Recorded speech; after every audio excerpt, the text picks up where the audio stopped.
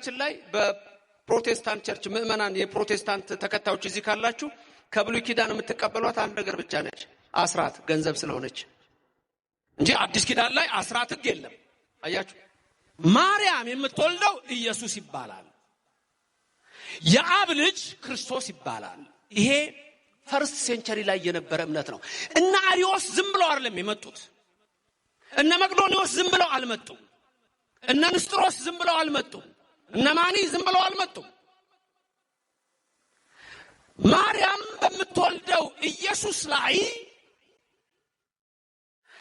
እግዚአብሔር የሚወልደው ክርስቶስ በዮርዳኖስ ሲጠመቅ አደረበት። ከዛ ታምር መስራት ጀመረ። የኛን ታሪክ አያውቁትማ። ክርስቶስ ታምር መስራት የጀመረው ይመስላቸው እነሱ በቃና ዘገሊላ መጀመሪያ። ለምን? የመጀመሪያው ታምር ስለሚል። የመጀመሪያው ታምር የሚለው ተጠምቆ ሳይውል ሳያድር ገዳም ሄደ። ከዛ በኋላ ጾሙን 40 ቀን ጨረሰ። ቅዳሜ፣ እሁድ፣ ሰኞ፣ ማክሰኞ በቃና ዘገሊላ ሰርግ ነበረ ነው። ታምረ ኢየሱስን የታቁታል። በጨረር ላይ የተቀመጠው ኢየሱስ ክርስቶስ የታቁታል። ጭቃውን እንደ ወፍ እየሰራ እፍ ሲል ሲያሳይ የታቁታል። አያውቁትም። ስለዚህ ያ አስተሳሰብ ርቋቸዋል። ስለዚህ በተለይ እነዚህ ሰዎች መጡ፣ ሐሳቡን አመጡ፣ ከፍልስፍና ጋር ቀላቀሉ። የእግዚአብሔር ልጅ ክርስቶስ አደረበትና ከዛ በኋላ ሲጠመቅ ተለይቶት ሄደ። ከዛ በኋላ ተሰቀለ። ይሄ ወደ ሁለት ባህሪያት የሄደው ትምህርት ነው። በወንድሞቻችን ካቶሊካውያን ዛሬ ድረስ ሁለት ባህሪያት የሚለው አስተሳሰብ ይሄ ነው። ዛሬ በእኛም በተለያዩ ቦታዎች ላይ ስለ ቅባት፣ ስለ ጸጋ የምንሰማቸው አስተሳሰቦች ሁሉ ምንጫቸው ኖስቲሲዝም ነው። እስራኤል የታቦት ዘፈን ይዘፍኑ ጀመር። ምድር ተናጠች ከጮታቸው የተነሳ። ፍልስጤማውያን ምንድነው አሉ፣ ግራ ገባቸው። ድል ያደረግነው እኛ፣ ትላንት 4000 ሰው የገደልነው እኛ፣ እንዴት ነው እስራኤል እንዲህ የሚዘምረው? እስቲ ተመልከቱ ብለው ሰዎችን ሲያዩ እስራኤላውያን ታቦቱን ይዘው ይመጣሉ። ፍልስጤም ተረበሸ፣ ደነገጠ። ወዲያው መጡና ሰዎቹ ሌሎፍላውያን መሪዎች ወይለነ አሌለነ እስመ መጽዋ ማልክቲ ሆሙ ከመያጥፉነ ወመኑ ያድህነነ እብደዊሆሙ አሉ። ወዮት አለብን እስራኤል አማልክቶቻቸውን ይዘው መጡ አሉ።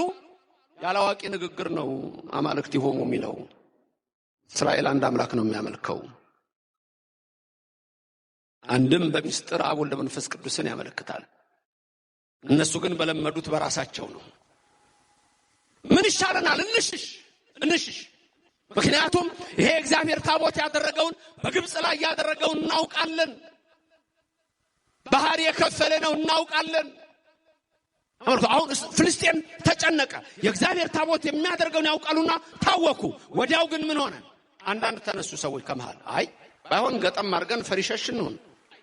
ድንቅ ነገሩን የሚያደርገው እኛ ልቡናችን ከእግዚአብሔር ጋር ሲገናኝ ነው። ልቡናችን ከእግዚአብሔር ካልተገናኘ፣ መንገዳችን ካልተገናኘ ለቆላፎች ሌሎፍላውያን መሳቂያ ነው ምን ሆነ? ገጠም አድርገን እንሽሻል። እሺ ተባባሉ። ጦርነቱ ተጀመረ። አስደንጋጭ ነገር ተከሰተ። ከእስራኤል 30,000 ሰዎች በጦር ተወግተው ሞቱ። ፊንሐስና አፍኒን ሁለቱም በጦር ተወጉ። ታቦተ ጽዮን የዛን ጊዜ በፍልስጤማውያን እጅ ተማረከች። የሰሚዎችን ጆሮ ጭው የሚያደርግ የተባለው እንዴት የእግዚአብሔር ታቦት በማያምኑ ሰዎች እጅ ትገባለች? አንድ ብንያማዊ ወጣት ከጦርነቱ ወደ ሴሎ ገብቶ ልብሱን ቀዶ አመር ነስንሶ ወየው እያለ እየጮኸ ወደ ካህኑ ኤሊ ያቀረቡት። አንተ ነህ ከጦርነቱ የመጣኸው አለው። አሁን እኔ የመጣሁት አለው። እንዴት ሆነ ነገሩ አለው። አባቴ ሆይ 30,000 እስራኤላውያን በጦር ተመተው ተወግተው ሞቱ አለው። ሕዝቡስ በኃጢአቱ ነው በርኩሰቱ ነው አለው።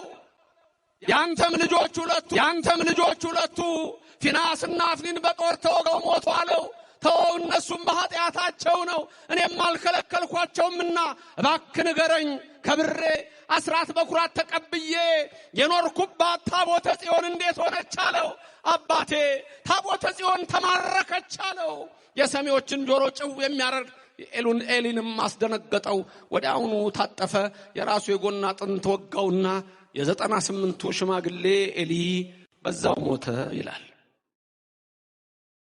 ከዛ በኋላ እስራኤል ታቦት ተማርኮባቸው 30,000 ሰው ሞቶ ሁሉም አንገት ለአንገት ተቃቅፎ በሁሉ ቤት ያለቅሱ ጀመረ። ፍልስጤም ግን ታቦቱን ወሰዱት። አንዳንድ ሰዎች እንዴ ታቦት ኃይል ካለው እንዴት ሊማረክ ይችላል? ታቦት ኃይል ካለው እንዴት ሊሸጥ ይችላል ይላሉ። ባለቤቱ ኢየሱስ ክርስቶስም በ30 ብር ተሸጧል። ለስም አጠራሩ ክብር ምስጋና ይግባው። ፍልስጤማውያን ሲያዩት ታቦት ከእንጨት ነው የሚሰራው፣ ከእብነበረድ ነው የሚሰራው። ይሄም ማለኛ ለካ እንደኛ አማልክት አይደለምን አሉና ከአቤኔዘር አምጥተው ከፍልስጤም ዋና ከተሞች አንዷ በሆነችው በአዛጦን ዳጎን የተባለው የፍልስጤም አምላክ ስለነበረ ታቦተ ጽዮንን ወደ ዳጎን ቤት አስገቧት። ከዛ በኋላ ወደ ቤታቸው ሄዱ። የዳጎን ካህናት ጠዋት መጡ። የዳጎን ካህናት የእግዚአብሔር ታቦት በነበረበት ላይ ሆኖ የፍልስጤም አምላክ እነሱ አምላካችን የሚሉት ዳጎን ግን እጅና እግሩ ተሰብሮ ወድቆ ነበር። ያም በታቦቱ ፊት ለፊት ነበር። ይሄም ማለት እየሰገደለት ነበር ማለት ነው። በፊቱ ወድቆ ነበር ማለት እየሰገደለት ነበር። የሚደንቀኝ አንድ ቃል አለ እዛ ጋር አምላካችንን ምን ነካው ብለው አነሱት። በሁለተኛውም ቀን ሲመጡ እንደዛ ነው። በሶስተኛው ቀን ሲመጡም ዱቄት ሆኗል። ከዛ በኋላ የእግዚአብሔር እጅ በአዛጦን ከበደች ይላል። በጠቅላላ በእንበጭ ተመቱ። ግማሾቹ በሞት ተቀሰፉ፣ ደነገጡ። ምን ይሻለናል አሉ። ሰው ታወከ። የእግዚአብሔር ታቦት ወደ ሌላው የፍልስጤም ከተማ ወደ ጌት ይሄድልን አሉ። ታቦቱን ወስደው ወደ ጌት ወሰዱት። በጌትም የእግዚአብሔር እጅ ከበደች። ብዙዎች በመቅሰፍ ተመቱ። ምን ይሻለናል አሉ። ወደ አስኑ ሰደው አሉ። አስቀሎናም ሲወስዱት የእግዚአብሔር እጅ በዛ ከበደች ይላል። ተጨነቁ። 7 ወር ሙሉ የእግዚአብሔር ታቦት ፍልስጤምን አስጨንቃ በኋላ ላይ ነው የተመለሰችው። እግዚአብሔር ክብርና ምስጋና ለዘላለም ለስሙ ይድረሰው። የእግዚአብሔር ታቦት ጳውሎስ ሐዋርያ ማን ነው ታቦትን ከጣዖት ጋር የሚያኖረው የሚለው የእነዚህን የፍልስጤማውያን ታሪክ ስለሚያውቅ ነው። ብዙዎች ዛሬ ታቦትና ጣዖት ባለመለየት የቅድስት ቤተክርስቲያንን ትምህርት ሲያንቋሽሹ ትሰሟቸዋላችሁ። ኦሪት ዘጸአት 31:18 እንደሚል ቃል አለ። እግዚአብሔር ለሙሴ በጣቱ የጻፈባቸውን 2 ጽላት ሰጠው ይላል። እኛ መቅደስ አለን፣ ሌሎች መቅደስ አላቸው። ያላቸው አሉ። ያው ቸርችም ቢሉት ምንም ቢሉት አላቸው። ጥያቄውን እንጠይቅን ያልኳችሁ ፈተና ተሰጠ። 1 በመጽሐፍ ቅዱስ ውስጥ መቅደስ አለ? አዎ። እኛ መቅደስ አለን ኦርቶዶክሳውያን? የላችሁ? አለን። ሌሎቹስ አላቸው? አላቸው እንበለው ቤት ስለሰሩ። በመጽሐፍ ቅዱስ ውስጥ ያለው መቅደስ ውስጥ ታቦት አለ የለም? አለ። እኛ ታቦት አለ የለንም? ሙሴ 2 በሕገ ኦሪት ከሙሴ እስከ ዮሐንስ መጥምቅ 3 በሕገ ወንጌል ሕገ ክርስትና ከዮሐንስ መጥምቅ እስከ ምጽአት። በዚህ ውስጥ ስንኖር እችን ቤተክርስቲያን እምነቷንና ስርዓቷን ከአባቶቻችን የመጣው ሳይፋለስ ሳይሰረዝ ሳይደለዝ ዛሬ ድረስ የምናደርገው በዚች ቤተክርስቲያን ውስጥ ነው። በዚች እምነት ውስጥ ያደረገን እግዚአብሔር ስሙ የተመሰገነ። እግዚአብሔር አምላካችን ታቦታችን ላይ የሚያድረው ልዑል እግዚአብሔር ከሌሎች ሁሉ የተለየ አምላክ ነው። የመቅደሱን ዕቃ የሚነቅፉ የመቅደሱን አገልግሎት የሚያንቋሹ ሰዎች ዛሬ በተለያየ መድረክ ስትሰሟቸው በአዛጦን የከበደች የእግዚአብሔር እጅ ይከብዳል፣ በአስቀሎናም ያስጨነቀ የእግዚአብሔር እጅ ያስጨንቃል፣ ዳጎንንም የሰበረ አስተሳሰባቸውን ይለውጣል። አንድ ያልታደለ ንጉስ፣ የባቢሎን ንጉስ ብልጣሶር የሚባል በትንቢተ ዳንኤል ምዕራፍ 5 ቁጥር 1 ላይ አባቱ ናቡከደነጾር ኢየሩሳሌምን ማርኮ ያመጣቸው የመቅደሱ ዕቃዎች ነበሩ፣ አክብሮ አስቀምጧቸው ነበረ። ይሄ ብልጣሶር የተባለው ግን ያልታደለ ወጣት ነበረ። እርሱ በአያቱ ፈንታም ይላል ነግሶ አንድ ቀን ለ1000 መኳንንት ግብዣ አድርጎ ሲበላ ሲጠጣ ቢሰክር የመቅደሱን ንዋየ ቅዱሳት አምጡና ሚስቶቼ፣ ቁባቼ፣ ውሽሞቼ መኳንንቱ ይብሉባቸው ብሎ የእግዚአብሔርን መቅደስ ጻሕሉን ከመቅደሱ የነበረውን አስመጣ። የሆነውን ታውቃላችሁ ወገኖቼ። መጥቶ ነው ለስም አጠራሩ ክብር ምስጋና ይግባው። ይሄንን ከነ ሊቀ ሊቃውንት ስማ ኮነ መማር ነው። አይ ስህተት እኮ ነው የነገርኳችሁ። ለምን እንዳያጨበጨባችሁት ያልኩት ገብቷችኋል እንዴ? ነው ብደል ገዝቼ ሚስቴን አሳበድኳት እንዳለው ልንሆን ሰው ቤት ሄዶ ፈንድሻ ቆሎ በላ። ሰውየው ፈንድሻ ቆሎ በላና ከዛ ምንድነው አለ። እንደዚህ ነው አሉት። ከዛ በኋላ ቤት ሄዶ አስቆላ። ለካ መከደን ነበረበት። ቁጭ ብሎ ሊበላ ሚስቱ ትቆላለች። ጧ ሲል እዛ ሄዳ ታመጣለች። ጧ ሲል እዛ ሄዳ ታመጣለች። ጧ ሲል ወደዛ ትሄዳለች። እብድል ገዝቼ ሚስቴን አሳበድኳት አለ። ዛሬ የካቲት 1 ቀን መቅዶኒዎስ መንፈስ ቅዱስ እጹጽ ያለ፣ ሰባሊዮስ 1 ገጽ ያለ፣ አቡሊናሪዎስ ነፍስን አልተዋሃደም ያለ በ150 ሊቃውንት የተወገዙበት ነው። ያ የወሰዳቸው ምንድነው ስትሉ ብዙ ጊዜ እነ ንስጥሮስ፣ እነ መቅዶኒዎስ፣ እነ አሪዮስ፣ እነ ሰባሊዮስ፣ እነ አቡሊናሪዎስ፣ እነ ማኔ፣ እነ አውጣኪ፣ እነ መርቀያ እነዚህ ሁሉ የሳቱበት አንድ ነጥብ አለ መጀመሪያ ላይ። እሱም ትላንት በትንሹ ስሙን የነገርኳችሁ ኖስቲሲዝም የሚባል እምነት ነው። ከፍልስፍና ጋር የተቀላቀለ አስተሳሰብ ነው። ኒዮፕላቶኒክ የሚል ኮንሰፕት አለው። ዛሬ 2 ባህሪያት የሚሉ ከዛ የወሰዱት ነው። ግኖስቲኮች ናቸው ይሄን ሐሳብ ያመጡት። እነዛ ውስጥ ዋናው የመጀመሪያው ስምዖን መሰሪ ነው በመጽሐፍ ቅዱስ የተጻፈው። ከዛ መርቀያን ነው። ከዛ በኋላ ኢቦን የሚባል ሰው አለ። ከዛ በኋላ ሴሪንቱስ የሚባል ሰው አለ። ከዛ በኋላ ቫለንቱስ የሚባል ሰው አለ። እነዚህ ሰዎች እንዲህ የሚል ትምህርት አስተማሩ። ማርያም የምትወልደው ኢየሱስ ነው። የነሱን ትምህርት ነው የምነግራችሁ። ማርያም የምትወልደው ኢየሱስ ይባላል። የአብ ልጅ ክርስቶስ ይባላል። ይሄ ፈርስት ሴንቸሪ ላይ የነበረ እምነት ነው። እነ አሪዮስ ዝም ብለው አይደለም የመጡት። እነ መቅዶኒዎስ ዝም ብለው አልመጡም። እነ ንስጥሮስ ዝም ብለው አልመጡም። እነ ማኒ ዝም ብለው አልመጡም። ማርያም በምትወልደው ኢየሱስ ላይ እግዚአብሔር የሚወልደው ክርስቶስ በዮርዳኖስ ሲጠመቅ አደረበት። ከዛ ታምር መስራት ጀመረ። የኛን ታሪክ አያውቁትማ። ክርስቶስ ታምር መስራት የጀመረው ይመስላቸው እነሱ በቃና ዘገሊላ ላይ መጀመሪያ። ለምን? የመጀመሪያው ታምር ስለሚል። የመጀመሪያው ታምር የሚለው ተጠምቆ ሳይውል ሳያድር ገዳም ሄደ። ከዛ በኋላ ጾሙን 40 ቀን ጨረሰ። ቅዳሜ፣ እሁድ፣ ሰኞ፣ ማክሰኞ በቃና ዘገሊላ ሰርግ ነበረ ነው። ታምረ ኢየሱስን የት ያውቁታል? በጨረር ላይ የተቀመጠው ኢየሱስ ክርስቶስ የት ያውቁታል? ጭቃውን እንደ ወፍ እየሰራ እፍ ሲል ሲያሳይ የት ያውቁታል? አያውቁትም። ስለዚህ ያ አስተሳሰብ ርቋቸዋል። ስለዚህ በተለይ እነዚህ ሰዎች መጡ፣ ሐሳቡን አመጡ፣ ከፍልስፍና ጋር ቀላቀሉ። የእግዚአብሔር ልጅ ክርስቶስ አደረበትና ከዛ በኋላ ሲጠመቅ ተለይቶት ሄደ። ከዛ በኋላ ተሰቀለ። ይሄ ወደ 2 ባህሪያት የሄደው ትምህርት ነው። በወንድሞቻችን ካቶሊካውያን ዛሬ ድረስ 2 ባህሪያት የሚለው አስተሳሰብ ይሄ ነው። ዛሬ በእኛም በተለያዩ ቦታዎች ላይ ስለ ቅባት፣ ስለ ጸጋ የምንሰማቸው አስተሳሰቦች ሁሉ ምንጫቸው ኖስቲሲዝም ነው። የሚሰገድለት የማይሰገድለት አካል የለውም። ኢየሱስ ክርስቶስ በተዋህዶ አንድ ነው። በዮሐንስ ወንጌል ምዕራፍ 14 ላይ አነ ውእቱ ፍኖተ ጽድቅ ወሕይወት ብሎ ሲናገር ፊልጶስ የተባለው ምን አለው? ጌታ ሆይ አብን አሳየንና ይበቃናል አለው። እስከዛሬ ከእናንተ ጋር ስኖር አታውቀኝም? ተመልከቱ። ይሄንን ባህር ዳር በዚህ የታደለች ስለሆነች ሊቃውንቱ እንደ ጣና የሰፋ እውቀት ስላላቸው እነሱ ይነግሯችኋል።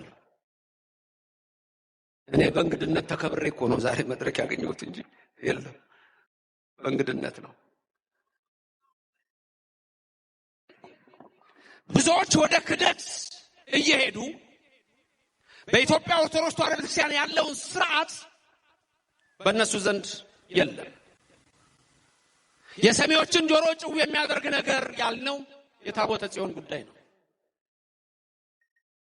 በጣም የደነቀኝ አንድ ጊዜ በሃዋርድ ዩኒቨርሲቲ ፕሮፌሰር ስቲከር የሚባል አንድ ቸርች እንጎብኝ ብሎ በርካታ ተማሪዎች እዛ ሄዱ።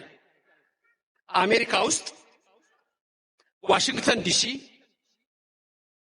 ብዙ አባታችን ሀገሩን ያውቁታል። ዳሜ ሀገረ ስብከታችን ሊቀ ጳጳስ ነበሩ። ኒውዮርክ ስትሪት የሚባል ሰርድ ስትሪት ታነል ከሚባል ወጣ ብሎ አንድ የአሜሪካውያን ቸርች አለ። እነዚህ ሰዎች ምን ጀምረዋል? መጽሐፍ ቅዱስ ላይ ታቦት ስለሚናገር ታቦት ስላለ ብለው ታቦት እናከብራለን ብለው ግድግዳው ላይ የሆነ ቅርጽ አለ፣ እንደ ወታደር ነው የሚሄዱት፣ ታቦትን መቀበል አለብን ብለው ነው። የኛ መምህራን ቢያገኟቸው ወደፊት ወደ እውነተኛው መንገድ እንደሚመጡ ወቁ። የሰሚዎችን ጆሮ ጭው የሚያደርገው ሲል ምንድነው የሚሰማቸው? ኦርቶዶክሳውያን እንዴት ታቦተ ጽዮን ይማረካል ነው። ምክንያቱም ታቦተ ጽዮን የእግዚአብሔር ነው። የመቅደሱን ዕቃዎች የሚያቀሉ ሰዎች ፍጻሜያቸውም አያምርም። በብልጣሶር የምናየው ነው። የከለዳውያን ጠንቋዮች ገቡ፣ የባቢሎን አስማተኞች መጡ። ያንን ቃል ሊያነቡት አልቻሉም። ቃሉ ግን የሚለው ማኔ ቴቄል ፋሬስ ነው። ያንን የተረጎመው ግን የእግዚአብሔር መንፈስ ያደረበት ዳንኤል ነብይ ነው። በረከቱ በሁላችን ላይ ይደርና ማኔ ቴቄል ፋሬስ፣ እግዚአብሔር መዘነ፣ መንግስትን ቆጠረው። እግዚአብሔር መዘነ፣ ቀን ለተገኘ እግዚአብሔር መዘነ፣ ስልጣንህን እነሆ ፋሬስ ለሜዶንና ለፋርስ ሰዎች ሰጠዋለው። በ31 ዓመቱ ብልጣሶር በዛ ሰዓት ተቀሰፈ። ከዛ በኋላ መንግስቱን ሌላ ወሰደው። የቤተ መቅደስ ነዋየ ቅዱሳት ቅዱሳን ናቸው፣ ክቡራን ናቸው። በቤተ ክርስቲያናችን ስርዓት ቅዳሴ ከመገባቱ በፊት አዲስ ዕቃ ስታመጡ ዝም ብሎ አይገባም። በአዲሳት ነዋየ ቅዱሳት ላይ የሚጸለይ ጸሎት ተብሎ ይከብራል። በየዕለቱ ካህኑ ቅዳሴ ከመቀደሱ በፊት በዛ ላይ ያለው ይከብራል። በዛ ላይ የሚከብረው የሚያድረው መንፈስ ቅዱስ የኛ አምላክ እግዚአብሔር ነው። ስሙ ለዘላለም የተመሰገነ ይሁን። ስለዚህ በእምነታችን ጸንተን ለመኖር በዚህች እምነት ጸንተን ለመኖር ሁልጊዜ መጽሐፍ ቅዱስን ማወቅ እጅግ አስፈላጊ ነገር ነው። የምንቀድሰውን ማወቅ አስፈላጊ ነገር ነው። ማህሌቱን ማወቅ አስፈላጊ ነገር ነው። ምክንያቱም የታቦትና የጣዖት ልዩነት በግልጽ የተቀመጠ ነው።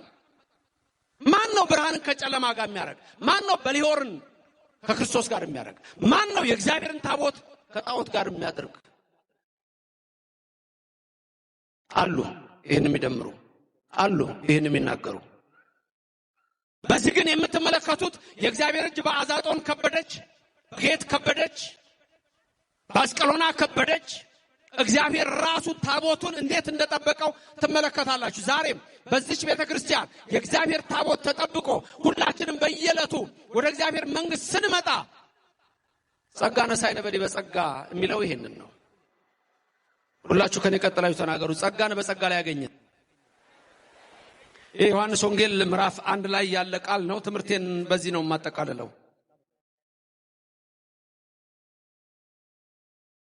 ዮሐንስ ወንጌላዊ በጻፈው የጌታችን የመድኃኒታችን የኢየሱስ ክርስቶስ ወንጌል ላይ የምታዩት ጸጋን በጸጋ ላይ አገኘን ይላል።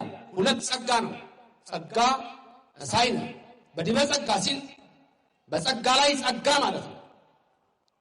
ምንድነው በጸጋ ላይ ጸጋ ብሎ የሚናገረው ብላችሁ ስታዩ እግዚአብሔር በዮሐንስ ወንጌላዊ ያጻፈው ቃል አለ። ይህም ጸጋ አንድ ብሉይ ሲሆን ጸጋ ሁለት ሐዲስ ነው። ጸጋ አንድ ኦሪት ናት። ጸጋ ሁለት ወንጌል ናት። ጸጋ አንድ ታቦቱ ነው። ጸጋ ሁለት ስጋውና ደሙ ነው። ጸጋ ነሳይነ በዲበ ጸጋ። በግልጽም እዛ ላይ የምትመለከቱት የተጻፈው ቃል ይናገራል። እሱም እንዲህ ይላል፣ መንፈስ ቅዱስ በእኔም በእናንተ ላይ አድሮ ይኖር። ቃል ስጋ ሆነ፣ ጸጋና እውነትንም ተመልቶ በእኛ አደረ። አንድ ልጅም በአባቱ ዘንድ እንዳለው ክብር የሆነውን ክብሩን አየን። ዮሐንስ ስለርሱ መሰከረ፣ እንዲህ ብሎ ጮኸ፣ ከኔ በኋላ የሚመጣው እርሱ ከኔ በፊት ነበረ፣ ከኔ ይልቅ የከበረ ሆኗል። ስለርሱ ያልኩት ነበረ። እዚህ ጋር ነው ትኩረት የምንሰጠው። እኛ ሁላችን ከሙላቱ ተቀብለን በጸጋ ላይ ጸጋ ተቀብለናልና። ይሄን ቃል ደግማችሁ ንገሩኝ። እኛ ሁላችን ከሙላቱ ተቀብለን በጸጋ ላይ ጸጋ ተቀብለናልና። ቀጥሎ ምን እንደሆነ ጸጋውን ይተረጉምል። ሕግ በሙሴ ተሰጥቶ ነበርና። ምን ተሰጥቶ ነበር? በሙሴ አንዱ ጸጋ ሕግ በሙሴ ነበርና እውነት ግን በኢየሱስ ክርስቶስ ሆነ። አሁን ሁለት አይነት ጸጋ ብሉይንና ሐዲሱን ነው። ኦሪትንና ወንጌልን ነው። ኦሪት ሙሉ በሙሉ ተሰርዛለች፣ ተሽራለች የሚል ትምህርት የለንም። የተፈጸመ ሕግ አላት። ማቴዎስ 5:17 ላይ የምታዩት እኔ ሕግና ነቢያትን ለመሻር የመጣሁ አይምሰላችሁ ልፈጽማቸው ነው። ስለዚህ የኢትዮጵያ ኦርቶዶክስ ተዋሕዶ ቤተክርስቲያን ከግብጽ ቤተክርስቲያን ትለያለች በስርዓቷ። ከግሪክ ትለያለች፣ ከራሽያ ትለያለች፣ ከሮማውያን ትለያለች፣ ከሁሉም ትለያለች። ምክንያቱም የምትለይበት ምንድነው? ትላንት እንዳየነው በሕገ ልቡና፣ በሕገ ኦሪት፣ በሕገ ወንጌል የጸናች በመሆኗ ነው። አሁን እዚህ ጋር ኦሪትን ጸጋ ይላል። ለምሳሌ 10ቱ ትእዛዛት በአዲስ ኪዳን የተጻፉት ወይስ በብሉይ ነው? ዘጸአት ላይ በብሉይ። ሰንበቴን አክብር የት ነው የተጻፈው? በአዲስ ኪዳን ነው በብሉይ ነው? በብሉይ። እነዚህ ትእዛዛት አሉ የሉም? አሉ። በነገራችን ላይ በፕሮቴስታንት ቸርች ምእመናን፣ የፕሮቴስታንት ተከታዮች እዚህ ካላችሁ ከብሉይ ኪዳን የምትቀበሏት አንድ ነገር ብቻ ነች፣ አስራት፣ ገንዘብ ስለሆነች እንጂ አዲስ ኪዳን ላይ አስራት ሕግ የለም። አያችሁ፣ ከዛ ነው ያመጣት። መልሰው ደግሞ እኛንም ሊቀልዱብን ይሞክራሉ። በመቅደሱ በንዋየ ቅዱሳቱ የብልጣሶር ልጆች ሊቀልዱ ይፈልጋሉ። ጸጋ ነሳይነ በዲበ ጸጋ የሚለው ይሄ ነው። በሙሴ ሕግ ተሰጥቶናል። ሕግ ዘላለማዊ ነው፣ ጸጋ ነው። ልሽረው አልመጣሁም ልፈጽመው ነው አለ። እንደገና ደግሞ ስጋው ደሙ ተሰጠን። ስለዚህ በኢትዮጵያ ኦርቶዶክስ ተዋሕዶ ቤተክርስቲያን ውስጥ ስጋውና ደሙ የሚከብረው በታቦቱ ላይ ነው። በዛ ነው። ስለዚህ በዚህ ቤተክርስቲያን ውስጥ ስትኖሩ ያላችሁን ነገር ሊያቀሉባችሁ የሚሞክሩ ብዙ ጠላት አሉ። ለምን? ስለሌላቸው። እንደዛች ቀበሮ እንደሚባለው ከላይ ምንድነው አፕል ልትበላ ነው ወይ ልትበላ ተንጠራርታ አልደርስ ስትል ይሄ እኮ ድሮም አይጣፍጥም ብላ ሄደቻል። በስርዓታችን በቅዳሴያችን ሲቀልዱ፣ በማህሌታችን ሲቀልዱ፣ በስርዓታችን ሲቀልዱ የምታዋቸውን ሰዎች እኔ ጆሮ ባትሰጡ ነው የምለው። ለምን ትሰማለህ? የምትበላውን ትመርጥ የለ እንዴ? የምትጠጪውን ትመርጭ የለ እንዴ? ፌዘኞች ናቸው። አንድ ሰው ነበረ፣ በአንዱ ጋር ኦርቶዶክስ ነው፣ በአንዱ ጋር ደግሞ ሌላ እምነት ያለው ሰው ነው። ይሄ ኦርቶዶክሱ አንድ ቀን አህያ ሞተበት። ጎትቶ ሲሄድ ያቀልደኛ መንገድ ላይ ያገኘው። ምን ነው አለው፣ አህያ ሞተ እና ወዴት ልትወስድ ነው? ገደል ልጨምረው ነው። ምን ነው ፍታት ሳታስፈታው አታስፈታው አለው። ባስፈታው ደስ ባለኝ ነበር፣ እምነት ቀየረብኝና ገደል ልከተው ነው አለው። ፍጻሜው አያምርም። ብዙዎች ዛሬ በቅዱስ ቤተክርስቲያናችን ላይ ያለን ብዙዎች በውጭው ዓለም የተጠና ጥናት የኢትዮጵያ ቤተክርስቲያን መጀመሪያ ገና መጽሐፍ ቅዱስ ስታነቡ ሁለተኛው ምዕራፍ ላይ የምታገኙት ኢትዮጵያ ነው። ከልደቱ ጋር በተገናኘ የኢትዮጵያ ነገስታት አማህ እንደሚያቀርቡለት የተጻፈ ነው። ከስቅለቱ ጋር በተገናኘ ልበ አምላክ ዳዊት እንደተናገረ የዘንዶ ራስ ቀጠቀጥህ ለኢትዮጵያ ሰዎች ምግባቸውን ሰጣቸው የሚለው ይሄ ነው። በዚህ ቤተክርስቲያን ስጋውና ደሙ አማናዊ ነው ተብሎ የሚነገርባትና አምነን የምንቀበልባት ናት። ክብርና ምስጋና ለሥላሴ ይሁን። በታቦታችን ላይ ልክ ነው የሰሚዎችን ጆሮ ጭው የሚያደርግ ነው፣ ያስደነግጣል። አሁን ግን የተለመደ ይመስላል። አንዳንድ ሰዎች የተለመደ ይመስላል። ታቦታችን የሚያድርበት እግዚአብሔር ነው። መኑ ይመስለከምና ማለክት እግዚኦ። የአስቆሎና ዳጎን፣ የጌት ዳጎን፣ የፍልስጤም ዳጎን፣ የአሞን ካሞሽ በእግዚአብሔር ፊት አይቆምም። እግዚአብሔር ታላቅ አምላክ ነው። በዘጠኝ መቅሰፍት፣ በ10ኛ ሞተ በኩር፣ በ11ኛ ስጥመት እግዚአብሔር በታላቅ ክንድ በተዘረጋች ብርታት እግዚአብሔር ሕዝቡን ከባርነት ያወጣ ታላቅ አምላክ ነው። ማን ይመስለዋል እሱን? የፍልስጤም ዳጎን በታቦቱ ፊት ወደቀ፣ ተሰበረ። ከዚህ በላይ ትምህርት አለ እንዴ ለኦርቶዶክሳውያን? ምንም እኮ ብዙ ነገር የለም። ታቦቱ መጣ፣ ዳጎን ተሰበረ፣ አለቀ። የኛን አምላክ መስለው የለም ነው። ክብርና ምስጋና ለዘላለም ለስሙ ይድረሰው። ሁሉ ጊዜ ቅዳሴ ላይ ስታስቀድሱ የሉቃስ ወንጌል ከተነበበ በኋላ የሚባል አንድ ዜማ አለ። መርገፉ ምንድነው የምንለው? በቅዳሴው ምንድነው የምንለው? ስለ ኢየሱስ ክርስቶስ ምንድነው የምንለው? ቀደም ሊቀ ሊቃውንት ሲያስተምሩን ነበር። ኢየሱስ ክርስቶስ ትላንትም ስናነሳ ነበር። ከራስ ጸጉሩ ጀምረን ሰላም ለዝክር ስምከ ብለን፣ ለስዕርተ ርእስከ ብለን፣ ለርእስከ ብለን፣ ለገጽከ ብለን እስከ እግሩ ጥፍር ድረስ የምታመሰግን የኢትዮጵያ ቤተክርስቲያን ኢየሱስን አታውቅም ማለት እንዴት ያሳፍራል! የብልጣሶር ንግግር ነው። የኢሎፍላውያን ትችት ነው። መኑ ይመስለከምና ማለክት እግዚኦ። የሚመስልህ የለም። መኑ ይመስለከምና ማለክት እግዚኦ። አንተ ሰማይና ምድርን የፈጠርክ ኃያል አምላካችን ነህ። በኦርቶዶክስ ተዋሕዶ ቤተክርስቲያን የምንለው ይሄንን ነው። እግዚአብሔር ሆይ አንተን አምላካችን፣ አንተን የሚመስል ከቶ ማንም የለም። አንተ ውእቱ ዘትገብር መንክረ፣ ድንቅ ነገር የምታደርግ አንተ ነህ። ካንተ በስተቀር ማን አለ? ሰማይን የዘረጋ ካንተ በስተቀር ማን አለ? ምድርን በውሃ ላይ ያጸና፣ ዳጎንን የምታሳፍር፣ ባህር የምትከፍል፣ ድንቅ ነገር የምታደርግ፣ ግሩም ነገርን የምትሰራ አንተን ከቶ ማን ይመስልሃል? ተመልከቱ። ድንቅ ነገርን በሕይወታችን ያድርግልን እግዚአብሔር። ሕዝቡን ሁሉ ግዕዛን የሰጠ፣ ግዕዛን ነፍስን የሰጠ፣ ቀድሞ የፈጠረ፣ ኋላም በቀረነው አደባባይ ላይ ተሰቅሎ ድህነትን ለሁላችን የሰጠን፣ ወርከ ውስተ ሲኦል ይላል። ወደ ሲኦል ወርደ ነፍሳትን የማረክ ያወጣ አንተ ነህ። ይህንን ነው ሁልጊዜ የምንለው።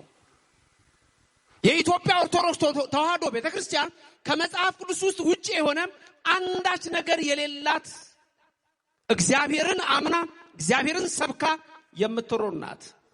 እስመ መጻእከ ወአድኃንከነ፣ መጥተህ አድነኸናልና ሁልጊዜም ደግሞ ስምህን እንጠራለን። እየጮህን ነው የምንለው። ያው እየጮህን ስምህን እንጠራለን። በእንተ ዝንቱ ንሴብሐከ ወንጸርህ ሀቤከ እንዘ ንብል። ምን እያለን? ብሩክ አንተ እግዚኦ ኢየሱስ ክርስቶስ እስመ መጻእከ ወአድኃንከነ።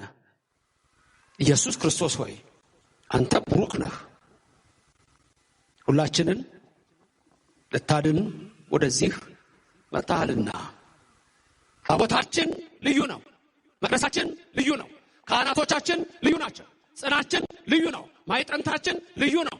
እቺ ቤተክርስቲያን ብቻ ኢየሱስ ክርስቶስ የመሰረታትን ቤተክርስቲያን ትመስላለች። በዓለም ላይ ጫማው ልቆ የሚገባ ማንም የለም ከኛ በስተቀር። መቅደስ ብለው በሚሉት እንኳን ጫማው ልቆ የሚገባ የለም። ጫማው ልቆ የሚገባ ህዝብ የኢትዮጵያ ኦርቶዶክስ ተዋሕዶ ቤተክርስቲያን ህዝብ ነው። ህብረቱ ከሙሴ ህብረቱ ከኢያሱ ነው። ክብርና ምስጋና ለእግዚአብሔር ይድረሰው። በዚች ቤተክርስቲያኑ ስንኖር ይሄንን እንወቅ። በጎቼን በየስማቸው አውቃቸዋለሁ ይላል። ሁላችሁም እስቲ ስንት ስም አላችሁ? ዋና አባት እናት ያወጣላችሁ ስም አለ። ሁለተኛ ደግሞ ቤተክርስቲያን ያወጣችላችሁ። ኬፋ የተባላችሁ፣ ጴጥሮስ የተባላችሁ አላችሁ። እስቲ ሁላችሁም ክርስትና ስማችሁ ንገሩኝ። አንዴ ንገሩኝ። ከዚች ቤተክርስቲያን ስትወጡ ይሄ ስም የላችሁም። ኤሳውን ትሆናላችሁ። ተመልከቱ፣ ኤሳውን ነው የምትሆኑት ወይም እስማኤልን ነው የምትሆኑት። አሁን በሌላ እምነት ውስጥ አባትና እናቱ ያወጡለት ስም ነው ያለው እንጂ ቤተክርስቲያን ያወጣችለት ስም የለውም። አንድ ሰው ከኦርቶዶክስ ቤተክርስቲያን ወጣ ማለት እግዚአብሔር በእኔ ላይ አይጠራ አለ ማለት ነው። በጎቼን በየስማቸው አውቃቸዋለሁ የሚላችሁ ሁላችሁም በዚህ ስም ቤተክርስቲያን በ40 በ80 ሰየመቻችሁ ፍታት ቢደረግ በዚህ በሰማያዊ ስማችሁ ነው የምትጠሩት። አንድ ሰው ከዚህ ሲወጣ ግን እንደ ኤሳው ብኩርናው እንደሸጠ ሕዝቤ ለእፍኝ የገብስ ዱቄት ከዱኝ የሚለው የሕዝቅኤል ቃል የሚደርስበት ትውልድ ነው የሚሆነው። ስለዚህ በዚህ ቤተክርስቲያን መጽናት ማለት እግዚአብሔር በኔ ላይ ይጠራ ማለት ነው። በእስማኤል አልተጠራ፣ በይስሐቅ ተጠራ፣ በኤሳው አልተጠራ፣ በያዕቆብ ተጠራ። እናንተ የይስሐቅ ዘሮች ናችሁ፣ እናንተ የያዕቆብ ዘሮች ናችሁ። የኤሳው አይደላችሁም፣ የእስማኤል አይደላችሁም። ስለዚህ የሰሚዎችን ጆሮ ጭው የሚያደርግ ኦርቶዶክስ ስትሰደብ መስማት ነው በዚህ ዘመን። ግን መልሱን ደግሞ ታዩታላችሁ። የእግዚአብሔር እጅ በጌት ከበደች፣ በአስቀሎናም ከበደች። እግዚአብሔር ድንቅ ተአምሩን በፍልስጤም ምድር አደረገ። 7 ወር ከተቀመጠች በኋላ ታቦቲቱ ወደ እስራኤል ተመለሰች። ዳዊትም መቅደስ ሰራለት። ከዛ በኋላ ያቺ ታቦት ወደ ሀገራችን መጣ። እኛ እየተባረክን የምንኖርባት ሆነናል። በዚች እምነት በዚች ቤተክርስቲያን ውስጥ ያደረገን አምላካችን እግዚአብሔር ከዘላለም እስከ ዘላለም ለስም አጠራሩ ክብርና ምስጋና ይግባው። ድንግል ማርያም በቀኝ በግራ ትቆምላችሁ፣ ከፊት ትምራችሁ፣ ከኋላ ትከተላችሁ። በልቡናችን ከልጇ ጋር ነግሳ ለዘላለም ትኖር። ያስተማረን የመከረን እግዚአብሔር ክብር ምስጋና ይግባው። በሌላ ጊዜም እንግዲህ ተገናኝተን ለመማማር ፍቃዱ ከሆነልን እንማማራለን። ትላንት ተማማርን፣ ጠዋትም ተማማርን። አሁንም ትንሽ ለማስታወስ ሞከርኩኝ። በሁሉም ነገር አምላካችን እግዚአብሔር የተመሰገነ ይሁንልን። የኢትዮጵያ ኦርቶዶክስ ተዋሕዶ ቤተክርስቲያን በሌላው ዓለም ልዩ የሚያደርጋት በሶስቱ ሕግጋት ጸንታ ያለች ስለሆነች ነው። በሕገ ልቡና፣ በሕገ ኦሪት፣ በሕገ ክርስትና። ኦሪትም ጸጋ ናት። ከውስጧ የተፈጸሙ አሉ፣ ሆኖም ዛሬም ድረስ የምንቀበላቸው አሉ። ወንጌል ተጨምሮልናል። ጸጋ ነሳይነ በዲበ ጸጋ የሚለው ይህን ሁሉ የሚያሳይ ነው። በዓለም ላይ ብቸኛ ሀገር ቀዳሚት ሰንበት እሁድ ሰንበት ብላ የምታከብር የኢትዮጵያ ኦርቶዶክስ ተዋሕዶ ቤተክርስቲያን ብቻ ነች። ጸጋ ነሳይነ በዲበ ጸጋ ማለት ይሄ ነው። ክብርም ምስጋናም ለሥላሴ ይሁን። አዟ ከባህር ወጥታ ውሃ ጠማኝ ብላ ጨሌ ስትልስ አዳኝ እንዳይገልህ መጠንቀቅ አለብህ። በእምነታችሁ ጽኑ፣ በጸሎት ጽኑ። በዚህ በርትታችሁ ከበረታችሁ ከጸናችሁ የሕይወታችሁን ነገር እግዚአብሔር ለሱ ስጡት። ግድፍ ሕሊና ከላይ ለእግዚአብሔር ነው። ሸክማችሁ የከበደ ወደ እኔ ነው። ሕይወታችሁ ቢመር የሚያጠፍጥ እግዚአብሔር አለ። ቢጎድል እንደ ዶኪማስ ጓዳ የሚሞላ አለ። ትንሽ ነሽ ደሞዜ ብለህ ብታስብ 2 ዓሣ 5 እንጀራ ያበረከተ የድንግል ማርያም ልጅ እጁን ይልክልሃል። በደዌና እነሆ በሕመም ብትያዙ አይነ ስውሩን ያበራ ለምጻሙን ያነጻ እግዚአብሔር የእናንተ አምላክ ነው። የሞተ ሳይቀር የሚያነሳ የኔና የእናንተ አምላክ የሚመስለው የሌለ ኢየሱስ ክርስቶስ እሱ ለዘላለም ሀገራችንን ይባርክ። እምነታችንንም አጽንተን እንድንይዝ በእኛ ላይ ረድኤቱ አድሮ ይኖር። አሜን። ክብርም ምስጋና ሥላሴ ይሁን። እመቤታችን አትለየን። አሜን።